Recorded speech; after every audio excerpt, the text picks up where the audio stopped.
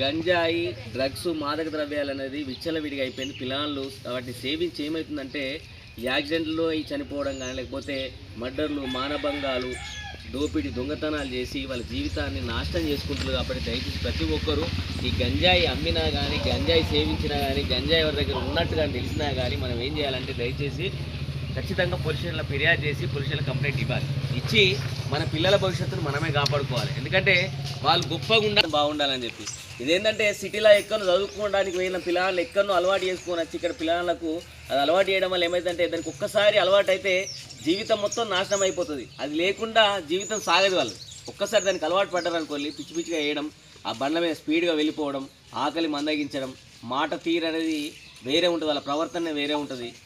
చదువుకుంటున్నా అంటే మనం ఏమనుకుంటాం అంటే వాళ్ళు గొప్ప చదువుకుంటున్నారు, కాలేజీ కూతురు నాలనుకుంటాం. మనం వీళ్ళు ఏంటంటే గంజాయి సేవించి పొద్దుంతా ఎటేటో తిరుగు, అన్నం తినకుండా అదేని దోపిడి, దొంగతనాలకు అలవాటు పడడం, ఇష్టం ఉన్నట్టు మందు తాగడం, ఇష్టం ఉన్నట్టు సిగరెట్లు, గుట్కాలు, పాన్లు ఇటువంటివి అన్నిటికీ అలవాటు అయిపోయి ఏమైందంటే జీవితాన్ని మధ్య లోపల చేతికి వచ్చిన కొడుకు చేజారిపోయినట్టుగా మన చేతిలోకి వచ్చిన కొడుకు కూడా చనిపోయే పరిస్థితి. కాబట్టి దయచేసి ఇవన్నీ అరికట్టాల్సిన బాధ్యత మన అందరికీ ఉంటుంది. కాబట్టి ప్రతి ఒక్కరూ పిల్లగాళ్ళు ఏం చేస్తుంది, వాళ్ళ ప్రవర్తన ఎట్లుంది, వాళ్ళ జీవితం ఎట్లుంది, చదువుకున్నా చక్కగా చదువుతలేరా, ఎటు పోతుండ్రు, బండ్ల మీద ఎట్లా పోతుండ్రు, ఫ్రెండ్స్తో ఎట్లాంటి ఫ్రెండ్స్ ఉన్నారనే విషయాన్ని ఖచ్చితంగా మనం ప్రతిరోజు చూడాల్సిన బాధ్యత మన అందరికీ ఉంది. వాళ్ళ జీవితాన్ని చక్కబెట్టే బాధ్యత మన మీద ఉంది. కాబట్టి వాళ్ళందరినీ మంచిగా చూసుకోవాల్సిన బాధ్యత మన మీద. ఎందుకంటే మనం అందరం కష్టపడేది వాళ్ళ కోసమే. కాబట్టి వాళ్ళ దగ్గర వాళ్ళు సేవించినట్టు కనిపించినా దాన్ని మానిపించే ప్రయత్నం చేయాలి. ఇంకొకటి ఏంటంటే కుటుంబ సర్వే అని చెప్పి అధికారులు మన దగ్గరికి వస్తారు. వచ్చినప్పుడు మన వివరాలు ఖచ్చితంగా వాళ్ళకి చెప్పాలమ్మా. అంటే మనకు ఇల్లు ఉందా లేదా, ఏంటిది, మన భూమి ఉందా లేదా, మన కులం ఏంటిది, ఇవన్నీ అడుగుతాం. అడిగినప్పుడు మనం చెప్పాల్సిన బాధ్యత ఏంటంటే మనం కటిక పేదరికంలో ఉన్న వాళ్ళు చాలామంది ఉన్నారు. కొంచెం మధ్యతరగతి జీవితాలు కొన్ని ఉంటాయి, కొంతమంది చాలా ఉన్నోళ్ళు ఉంటారు.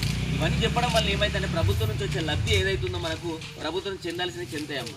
ఇప్పుడు ₹1,00,00,000 వాళ్ళకు కూడా రేషన్ కార్డు కొంతమందికి ఉండొచ్చు, కొంతమందికి ఉంటుంది, కొంతమంది లేని వాళ్ళు ఉంటారు, వాళ్ళ దగ్గర రేషన్ కార్డు కూడా ఉంటుంది. అట్లాంటి పరిస్థితుల లోపల ఇవన్నీ బేరీజ్ వేసుకొని వాళ్ళు ఏం చేస్తారంటే ప్రభుత్వం నుంచి వచ్చే లబ్ధి ఏదైతుందో మనకు అందుతుంది. కాబట్టి కులగణన సర్వే, కుటుంబ సర్వే దేని గురించి అధికారులు వచ్చినా మనకు వాళ్ళకు పూర్తి వివరాలు ఇవ్వాల్సిన బాధ్యత మన అందరి మీద ఉంది. ఇంకొకటి ఏంటంటే ఎవరైనా ఫోన్ చేస్తారు, ఫోన్ చేసి మీ ఆధార్ కార్డు నెంబర్ ఇప్పుల్ని, మీ పాన్ కార్డు నెంబర్ ఇప్పుల్ని అంటే మాత్రం దయచేసి చెప్పొద్దు. ఎందుకంటే సైబర్ నేరగాలు ఎవరైతే ఉన్నారో క్రైమ్ వాళ్ళు చేసే వాళ్ళు ఏం చేస్తారంటే ఇట్లా నంబర్లు అడిగి మన బ్యాంకు ఖాతా నుంచి పైసలు గుంజుకునే ప్రయత్నం చేస్తారు. కాబట్టి మనం ఏం చేయాలంటే ఫోన్లో ఎవరైనా అడిగితే మాత్రం ఏ విషయాలు చెప్పొద్దమ్మా. ఆధార్ కార్డు నెంబర్ చెప్పొద్దు, పాన్ కార్డు నెంబర్ చెప్పొద్దు, బ్యాంకు వివరాలు అడిగినా చెప్పొద్దమ్మా. ఇది కులగణన సర్వే అమ్మ ఇది అది అని చెప్పినా కానీ మీరు ఇంటికి రండి, ఇంటికి వచ్చి కూర్చొని మాట్లాడాలి, కానీ మేము మాత్రం ఫోన్లో చెప్పమని చెప్పాలి. కాబట్టి దయచేసి విషయాలని మీరు అందరికీ తెలియజెప్పడానికి రావడం జరిగింది. ఈ డ్రగ్స్ అయితే పల్లెటూరు లోపల ఎక్కువ అయిపోయింది. కాబట్టి పిల్లల నుంచి వాళ్ళు ఏం చేస్తూ ఏం కథ అనే విషయాలు మాత్రం ఖచ్చితంగా ప్రతి ఒక్కరు తెలుసుకోవాల్సిన బాధ్యత మన అందరి మీద ఉంది. దీని మీద ఒక పాట ఉంటుంది, వినండి. చెప్పింది చూడు చూడు చూడరన్నా ఓరన్నా ఈ మాయదారి యువత తీరు చూడన్నా. చూడు చూడు చూడరన్నా ఓరన్నా ఈ మాయదారి యువత తీరు నేడన్నా. చూడు చూడు చూడరన్నా ఓరన్నా ఈ దారి తప్పే యువత తీరు చూడన్నా. చూడు చూడు చూడరన్నా ఓరన్నా ఈ దారి తప్పే యువత తీరు నేడన్నా. గంజాయి సేవించి ఒళ్ళు మరిచి వాళ్ళంతా ఆడపిల్లల మాన ప్రాణాలను దోస్తున్నారు. ఒళ్ళు గుల్ల చేసుకుంటూ మైకంలో తూలుకుంటూ ఎదురొచ్చిన వారిపైన దాడులెన్నో చేస్తున్నారు. డ్రగ్స్కు బానిసలయ్యి ఓరన్నా యువత మది తప్పిపోతుండ్రే చూడన్నా.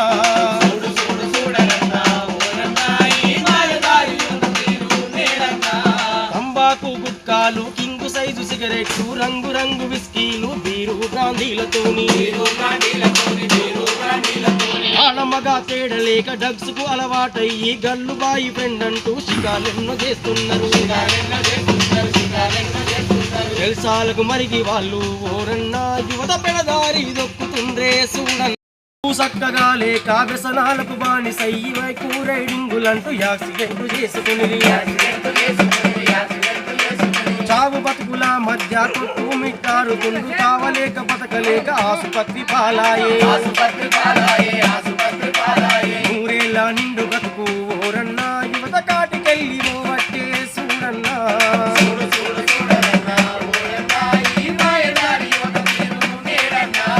అన్న కొడుకు చదువు కని ఆడ ఈడ అప్పు తెచ్చి బుద్ధివంతుడై చదివి ఉద్యోగం చేస్తాడని,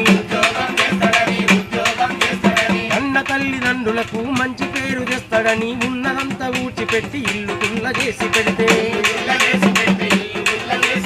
వరలన్నీ జరడాయే ఊరన్నా వాళ్ళ నమ్మకాలు అమ్మాయే చూడన్నా చూడు చూడరన్నా ఊరన్నా ఈ మాయదారి యువత తీరు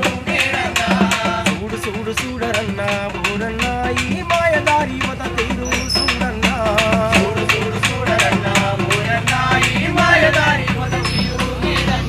ఈ దారి తప్పే యువత తీరు చూడన్నా ఈ దారి తప్పే యువత తీరు చూడన్నా. ఒక్కరి విషయాలని గమనించండి. ఇంకొకటి ఏంటంటే పల్లెటూరు లోపల చాలా మందికి పొద్దున్న లేవగానే తల్లులు కొంతమంది కరుకు అమ్ముతారు, కొంతమంది తంబాకు వేసుకుంటారు, కొంతమంది అదేంటి గుట్కా బుక్తారు, కొంతమంది గర్జా బుక్తారు. ఇవన్నీ ఏం చేయాలంటే బంద్ చేయాలమ్మా దయచేసి. సిగరెట్లు బీడీలు ఉన్నా కానీ బంద్ చేయాలి. ఎందుకంటే అమ్మ ఇప్పుడు మనకు కరోనా వచ్చిన తర్వాత రోగనిరోధక శక్తి తగ్గిపోయింది. ఏదైనా జ్వరం వచ్చిందంటే మనకి ఇప్పుడు నెల రోజులు ఉంటుంది. అప్పుడు ఒక్కరోజు 2 రోజులనే మనకు జ్వరం అయిపోవు. కానీ ఇప్పుడు నెల రోజులు ఉంటుంది. ఇప్పుడు చికెన్ కునే జ్వరం వచ్చి మన కాళ్ళు ఎదురు కూర్చుని మనం ఎంత పని చేస్తాం, ఎండలో పని చేసిన వాళ్ళు కూడా కూలవాడిపోయినట్టు ఇంట్లో పోయి కూర్చుంటున్నారు.